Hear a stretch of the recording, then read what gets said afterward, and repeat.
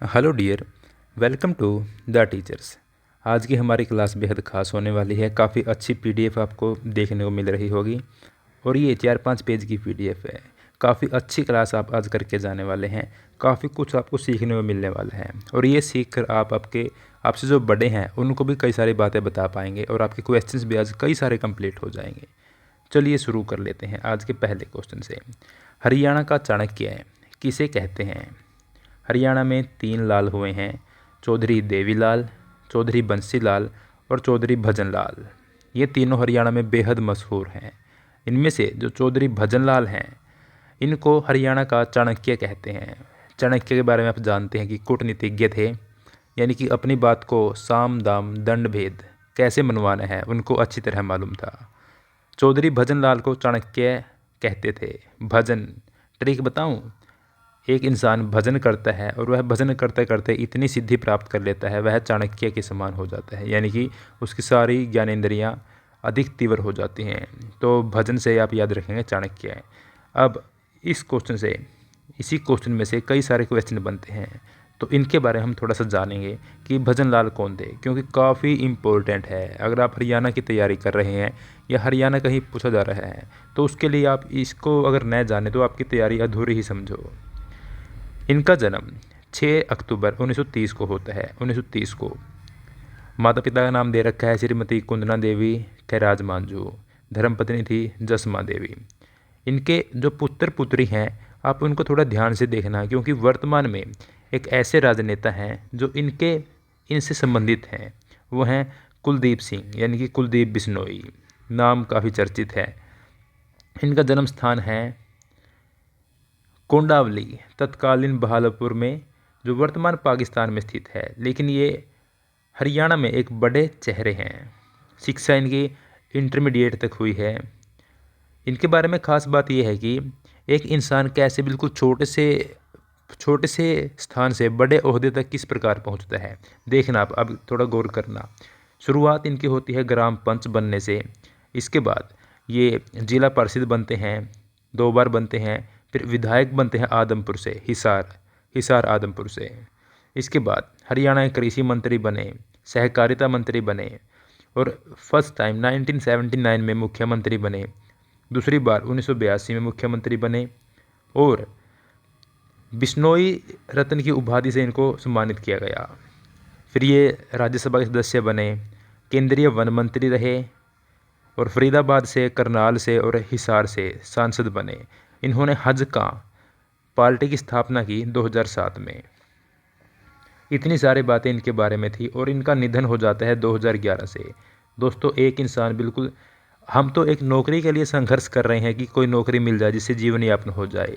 अगर आप यहाँ देखते हैं तो कितना सारा मोटिवेशन है कि ग्राम पंच से शुरुआत करने के बाद एक इंसान कैसे दो बार मुख्यमंत्री बनता है, किस प्रकार, देख लीजिए। इसके बाद नेक्स्ट क्वेश्चन हमारा, आज के क्वेश्चन आपको काफ़ी इंटरेस्टिंग और मोटिवेशन से भरे हुए मिलेंगे। क्वेश्चन नंबर 2, हादी ए हरियाणा किसे कहते हैं? शाह मोहम्मद नाम से एक शख्स हुए हैं जिनको हादी ए हरियाणा बोलते हैं। अगर आप हादी ए हरियाणा वर्ड पढ़ते हैं तो आपको यह कुछ उर्दू का वर्ड लगेगा, तो इसका रिलेशन भी एक उर्दू व्यक्ति से ही है, शाह मोहम्मद से। ये एक मुस्लिम व्यक्ति हैं।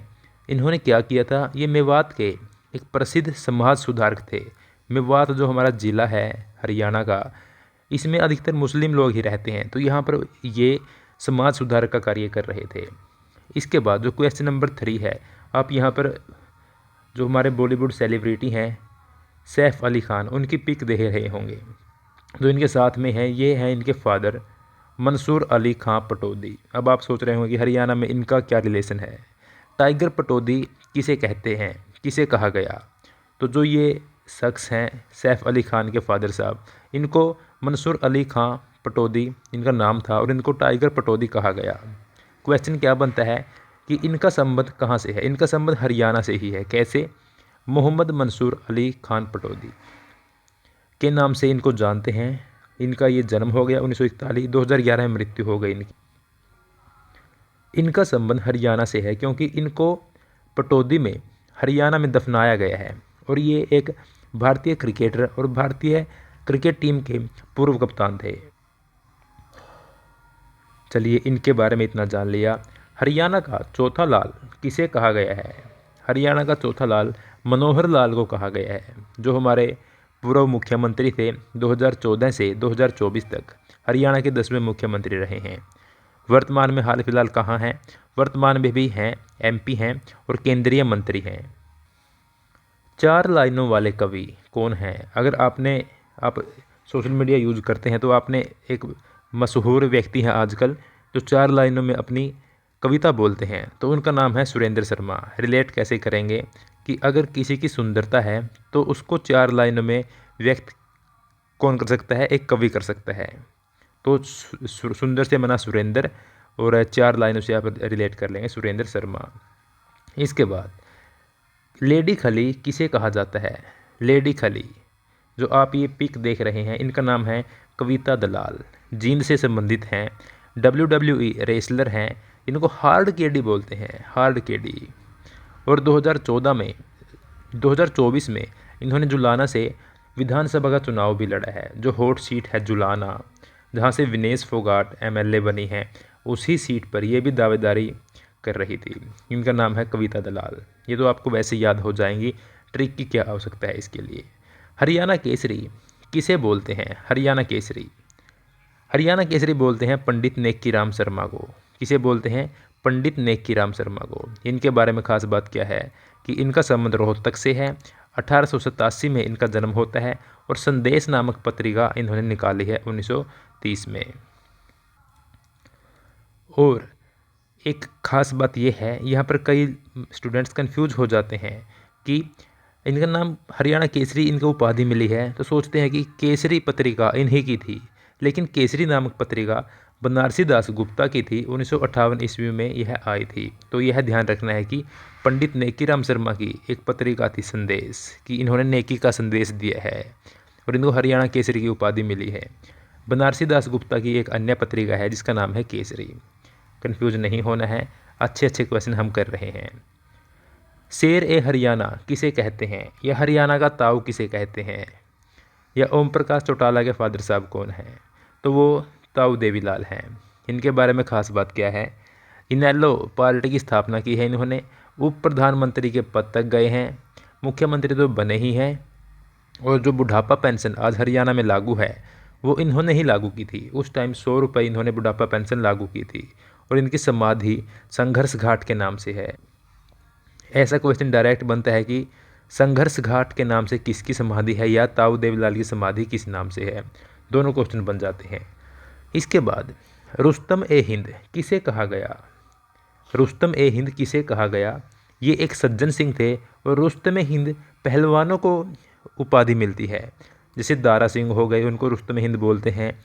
और सज्जन सिंह जो दादरी से संबंधित थे और ये एक पहलवान थे। रुस्तम ए हिंद यानी कि इतना लंबा तगड़ा पहलवान होने के बाद भी ये काफ़ी सज्जन थे, दुर्जन नहीं थे, सज्जन ही थे। ठीक है। इसके बाद जो नेक्स्ट क्वेश्चन है ये भी काफ़ी अच्छा है और ये काफ़ी अच्छी पर्सनैलिटी थे। इनका नाम है ओम प्रकाश जिंदल यानी कि OP जिंदल, जो आप हिसार में नाम सुनते हैं। जिंदल काफ़ी फेमस है। इनका उद्योग है, इनका कौन सा उद्योग है? स्टील कह लीजिए या फिर सरिया का भी इनका उद्योग है। इस्पात के क्षेत्र में काम करते हैं। हरियाणा का स्टील किंग इनको बोलते हैं। जो वर्तमान में कुरुक्षेत्र से सांसद हैं नवीन जिंदल, उनके ये फादर साहब हैं। इनके बारे में खास बातें क्या क्या है कि इनका जो जन्म था वो 1930 में हुआ था और इनकी मृत्यु 2005 में हुई है। ये एक राजनीतिक भी थे, राजनीतिक इनका इतिहास रहा है और ये राजनीतिज्ञ रहे हैं। भारत के इस्पात उद्योग के एक बड़े कारोबारी थे और जिंदल समूह के संस्थापक थे। हरियाणा में अर्थव्यवस्था में जो इनका औद्योगिक परिवार है उसका भारी योगदान रहता है। ऊर्जा मंत्री बने हैं और 2005 में MLA बने थे और MLA पद पर ही इनकी मृत्यु भी हो गई। नेक्स्ट क्वेश्चन क्या कहता है? कवि शिरोमणि किसे कहा गया? पंडित मांगेराम, जो रागनी जिनकी काफ़ी प्रचलित हैं, पंडित मांगेराम की रागनियाँ अगर आप यूट्यूब पर देखते हैं तो इनकी काफ़ी सारी रागनियाँ मिल जाएंगी और इनकी रागनियाँ आज भी दोबारा से रीमेक की जा रही हैं। तो ये महान रागनी कलाकार थे हरियाणा के। इससे आगे सवर सम्राट किसे कहा गया? स्वर सम्राट पंडित जसराज को कहा गया। आप यहाँ पर पिक देख सकते हैं। अगर आप संगीत के क्षेत्र से हैं तो फिर तो आप इनको जानते ही होंगे, और अगर संगीत के क्षेत्र से आप नहीं हैं तो फिर भी आप इनको जानते होंगे, क्योंकि ये काफ़ी प्रचलित हैं और संगीत वाले क्वेश्चन में इनके क्वेश्चन आते रहते हैं। पंडित जसराज, इनका संबंध हरियाणा से ही है। ये मेवाती घराने से संबंधित हैं। पहले संगीत के घराने थे, जिस टाइम पे यूट्यूब इंस्टाग्राम ये कुछ नहीं था ना, उस टाइम पे सीखने के लिए घराने थे और उनके नाम थे अपने अपने। तो उस प्रकार मेवात नाम से एक घराना था और ये उस घराने से संबंधित थे। बाद में ये 2020 में इनकी मृत्यु हुई है अमेरिका में। ये शास्त्रीय संगीत से संबंधित थे। ठीक है, हिसार में इनका जन्म हुआ था, जो अब फतेहाबाद वाला एरिया है उसमें, और मेवाती घराने से इनका संबंध था। यही क्वेश्चन बन जाता है कि पंडित जसराज का संबंध किस घराने से था, तो इनका संबंध मेवाती घराने से था। इसके बाद अगला क्वेश्चन देख लेते हैं। आज के क्वेश्चन आपको कैसे लग रहे हैं कमेंट बॉक्स में बताना। हम ट्रिक्स भी साथ साथ में करते हुए चलते हैं ताकि आप लोग रिलेट कर पाएँ और आपको अधिक से अधिक याद हो पाए। हरियाणा का हास्य रत्न किसे कहा गया? अल्हड़ बीकानेरी। इनका नाम ही ऐसा है कि इनके नाम से ही लगता है कि ये काफ़ी फनी इंसान होंगे। हास्य रत्न इनको कहा गया है, अल्हड़ बीकानेरी। हास्य कवि अल्हड़ बीकानेरी का जन्म हरियाणा के रेवाड़ी जिले के बीकानेर गांव में हुआ था। ये राजस्थान वाला बीकानेर नहीं है, ये रेवाड़ी वाला बीकानेर है। और इसको आप कैसे याद रखेंगे कि रेवाड़ी में अल्हड़ बीकानेरी का संबंध किससे है? हास्य रत्न से। एक तो यही बात होगी कि बीकानेर वो राजस्थान वाला समझ जाते हैं, लेकिन ये हरियाणा का है, ये भी फनी बात हो गई। तो इस प्रकार से अल्हड़ बीकानेरी का जो संबंध था वो हास्य रत्न से था। इनको उपाधि मिली हुई है और इनकी हास्य, इनका जो अंदाज था वो काफ़ी लोकप्रिय रहा। चलिए आगे बढ़ते हैं। हरियाणा का माइकल जॉर्डन किसे कहा गया? कौन है माइकल जॉर्डन, बताएं। माइकल जॉर्डन एक बास्केटबॉल खिलाड़ी हैं। इनका नाम है खुशीराम। इनको माइकल जॉर्डन की उपाधि मिली थी कि जैसे बोल देते हैं कि आप तो वैसे हो, जैसे अगर म्यूजिक में बात करें तो म्यूजिक में कहते हैं कि हनी सिंह टॉप पे है पंजाब में, तो हनी सिंह जैसा गाता है। तो उसी प्रकार से इस खिलाड़ी को माइकल जॉर्डन की उपाधि मिली थी, खुशीराम। या किसी पहलवान को बोलते हैं कि खाली जैसा है, उस प्रकार से। ये हरियाणा के झामरी गांव से थे और महान बास्केटबॉल खिलाड़ी थे। उनको जैसे मेजर ध्यानचंद को हॉकी का जादूगर बोलते हैं, तो इनको बास्केटबॉल का जादूगर कहते थे। एशिया की स्कोरिंग मशीन इन्हें कहा जाता था। काफ़ी फेमस पर्सनैलिटी हैं, क्वेश्चन बन सकता है यहाँ से। Khushiram, Michael Jordan. इसके बाद नेक्स्ट क्वेश्चन, केसर ए हिंद किसे कहा गया? बताएं।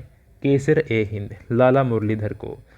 इनकी पिक आप साइड में देख सकते हैं। फ़ोटोज इसीलिए लगाई गई हैं दोस्तों ताकि थोड़ा सा आपके माइंड में याद हो जाए, क्योंकि हमारा जो माइंड है वो फ़ोटोज़ को जल्दी कैच करता है टेक्स्ट के मुकाबले। फ़ोटोज़ हमारी ज़्यादा लंबे समय तक स्मृति में रहती हैं। तो इनके बारे में ख़ास बात क्या है कि केसर ए हिंद लाला मुरलीधर। जिस प्रकार लाल केसरिया रंग होता है, उसी प्रकार से केसरी और लाला मुरलीधर, लाल से आप इसको जोड़ कर देखें। इनको केसर हिंद की उपाधि मिली थी। इनके बारे में यहाँ पर कई सारी लाइनें लिख रखी हैं, इसको भी आप स्क्रीनशॉट लेकर पढ़ सकते हैं, क्योंकि इनके बारे में कई सारी खास बातें हैं। जैसे वे भारतीय राष्ट्रीय कांग्रेस के नेता थे और पंजाब का महान बूढ़ा इन्हें कहते थे, क्योंकि उस टाइम पे हरियाणा पंजाब एक साथ ही था ना। इनका जन्म होता है पलवल में 1850 में, और फिर ये कई सारे आगे कार्य करते हैं महान। उन्होंने अपनी केसर ए हिंद की उपाधि थी जो वो बाद में लौटा दी थी आंदोलनों के चलते। उन्होंने असहयोग आंदोलन के दौरान अपनी उपाधियां त्याग दी थी और राय साहब की उपाधि छोड़कर लाला मुरलीधर वो बन गए थे। ये प्राचीन समय में उपाधियां मिलती थी। 1924 में अम्बाला में स्वास्थ्य बिगड़कर इनकी मृत्यु हो जाती है। आधुनिक हरियाणा के शिल्पकार कौन थे? चौधरी भजनलाल के बाद अब चौधरी बंसीलाल की बात कर लेते हैं। वो हरियाणा के चाणक्य थे और ये हरियाणा के शिल्पकार थे, क्योंकि इनके टाइम में हरियाणा का बहुत विकास हुआ है, आर्किटेक्चर बहुत हुआ है। चौधरी बंसीलाल, जिनका जीवन काल 1927 से 2006 तक रहा, एक भारतीय फ्रीडम फाइटर, वरिष्ठ कांग्रेस नेता उस टाइम पे अगर आप देखते हैं तो यही मिलता है कि कांग्रेस नेता, कांग्रेस अधिवेशन, क्योंकि उस टाइम पे सबसे बड़ी पार्टी यही थी। 1885 में इस पार्टी की स्थापना होती है, 29 दिसंबर 1885। तो उस टाइम पे ये एक बड़ी पार्टी थी, क्योंकि अंग्रेज थे तो उनके खिलाफ मान लीजिए ये पार्टी थी। लोग अगर दो पार्टियाँ हैं, एक को पसंद नहीं करते दूसरी की तरफ जाएंगे ना, तो इस प्रकार लोग इससे जुड़ रहे थे। तो जितने भी बड़े बड़े फ्रीडम फाइटर हैं मोस्टली कहीं ना कहीं कनेक्ट मिलते ही हैं पार्टी से, और उस टाइम पे यही पार्टी थी। उनका जन्म हरियाणा के भिवानी ज़िले में हुआ था, और उन्होंने 4 अलग अलग टाइम में हरियाणा के मुख्यमंत्री के रूप में कार्य किया है। एक क्लास और लेकर आएंगे जिसमें हरियाणा के मुख्यमंत्री और उनका कार्यकाल आपको बता देंगे ट्रिक के साथ में, क्योंकि ऐसा पूछते हैं कि हरियाणा का दूसरा मुख्यमंत्री कौन था या 8वें नंबर का मुख्यमंत्री कौन था, जिससे आप आसानी से बता पाएंगे कि पहला मुख्यमंत्री भगवत दयाल शर्मा था, दूसरे राव वीरेंद्र सिंह थे। इस प्रकार से आप बता देंगे सारे ट्रिक से। अब मुझे कैसे याद है, क्योंकि ट्रिक्स ही काम करती हैं, ये तो है नहीं कि हमने उनको बार बार या बहुत बार पढ़ा है, ट्रिक बना ली उससे याद हो जाते हैं। और बंसीलाल को 1975 में आपातकालीन के दौरान प्रधानमंत्री इंदिरा गांधी और उनके पुत्र संजय गांधी का एक करीबी विश्वास पात्र माना जाता था, और उन्होंने दिसंबर 1975 से 77 तक रक्षा मंत्री के रूप में अपनी सेवाएं दी थी, रक्षा मंत्री सेंट्रल। इसके बाद कुछ बातें और हैं इनके बारे में। 1975 में केंद्र सरकार में बिना विभाग के मंत्री के रूप में उनका एक संक्षिप्त कार्यकाल रहा। उन्होंने रेलवे और परिवहन विभागों का भी संचालन किया। लगातार 7 बार राज्य विधानसभा के लिए चुने गए, यानी कि एमएलए। पहली बार 1967 में उन्होंने 1996 में भारतीय राष्ट्रीय कांग्रेस से अलग होकर हरियाणा विकास पार्टी, डायरेक्ट पूछता है कि हरियाणा विकास पार्टी किससे संबंधित है। हमने अभी जाना कि हरियाणा में विकास बंसी लाल के टाइम पे हुआ है, इन्होंने बंसी बजाई और विकास होता गया, तो हरियाणा विकास पार्टी भी इनसे संबंधित है। 1996 में इसका गठन हुआ था। बंसी लाल एक विकास पुरुष माने जाते हैं, इसी कारण पार्टी विकास है, और अपने तानाशाही व्यक्तित्व के लिए जाने जाते हैं। इतने सारे क्वेश्चन बन गए इनसे। हरियाणा का लौह पुरुष चौधरी बंसीलाल, चौधरी बंसीलाल हरियाणा का लौह पुरुष इनको कहते हैं। अगर ऐसा पूछे कि भारत का लौह पुरुष कौन था, तो वो थे सरदार वल्लभ भाई पटेल, और हरियाणा का पूछे तो चौधरी बंसीलाल को बता देंगे। ठीक है। हरियाणा का ताऊ किसे कहते हैं? चौधरी देवीलाल को। गरीबों का मसीहा, किसानों का मसीहा किसे कहा गया? चौधरी छोटू राम को कहा गया। ये इनकी फ़ोटो है, आप यहाँ पर देख सकते हैं। और चौधरी राम रिचपाल या सर छोटू राम इनको कह सकते हैं, चौधरी छोटू राम। छोटी सी हाइट थी इनकी, इस कारण इनका नाम चौधरी छोटू राम पड़ गया था। 1881 को इनका जन्म हुआ था, 24 नवंबर, डेट भी इम्पोर्टेंट है। और 9 जनवरी 1945, यानी कि आज़ादी से लगभग 2.5 साल पहले तक ब्रिटिश भारत के पंजाब प्रांत के एक प्रमुख राजनेता और विचारक थे। उन्होंने भारतीय उपमहाद्वीप के गरीबों के हित में काम किया। आप एक क्वेश्चन का जवाब देंगे आज कि भारतीय उपमहाद्वीप से क्या मतलब है? क्या यह भारत को बोलते हैं या इसमें अदर कंट्रीज भी आती हैं, या साउथ एशिया को बोलते हैं भारतीय उपमहाद्वीप? आपने ज्योग्राफी पढ़ रखी होगी, तो उसका जवाब आज आप देंगे। और क्वेश्चन नंबर 20 क्या कहता है? हरियाणा के 3 लाल कौन कौन थे? चलिए ये भी आप बताएंगे आज आपके लिए 2 क्वेश्चन हो गए। एक तो हरियाणा के 3 लाल कौन थे, और आप इनका जवाब दिया करें। अगर आप लास्ट तक आते हैं तो आपकी उपस्थिति कमेंट बॉक्स में दिखाया करें, हमें फिर ही लगेगा पता कि आप लोग कंप्लीट क्लास देख रहे हैं या बीच में जा रहे हैं, या जो स्टूडेंट्स मतलब कि डेली हमारे व्यूवर हैं, डेली देखने वाले हैं, वो कौन कौन हैं। आप कमेंट बॉक्स में बताया करें। जो आप लोग कमेंट करते हैं, हम हर कमेंट को पढ़ते हैं, लाइक करते हैं, उनसे ही हमें मोटिवेशन मिलता है, और आपकी नॉलेज का पता लगता है कि आपने कितना सीखा है क्लास से, और आपकी कितनी पहले की नॉलेज है। तो हरियाणा के 3 लाल कौन थे आप बताएंगे। और एक क्वेश्चन मैंने पूछा था कि भारतीय उपमहाद्वीप से क्या मतलब है, क्या इसका मीन है, ये आप बताएंगे। और अगर आप सच में कंप्लीट क्लास देख रहे हैं तो आप में सीखने की काफ़ी ललक है। अगर आप यहाँ तक आते हैं तो कोई बात नहीं, यार एग्ज़ाम भी हो जाएगा, आप इतनी लगन से पढ़ रहे हैं तो। लेकिन बात ये है कि आपको कंटिन्यूटी रखनी होगी। अगर बीच में एक दिन भी गैप हो जाता है तो फिर वह तोड़ना मुश्किल हो जाता है। और द टीचर्स आपके लिए हमेशा कार्य कर रहा है, आपके एग्ज़ाम तक आपके साथ है। जुड़े रहें। और पीडीएफ्स के लिए जुड़ जाएं टेलीग्राम से। जो टेलीग्राम है हमारा द टीचर्स 02, इससे जुड़ जाएं।